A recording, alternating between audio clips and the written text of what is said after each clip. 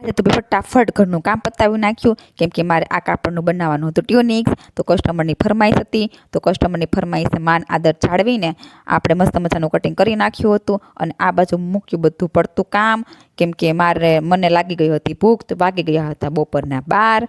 તો મસ્ત મજાના થાળીમાં આપણે રોટલી, ભાજી, ડુંગળી લઈને બેસી ગયા હતા જમવા માટે. જો તમારા મોઢામાં પણ પાણી આવી ગયું, જો આવી ગયું હોય તો તમે પણ બધા આવી જાઓ જમવા માટે.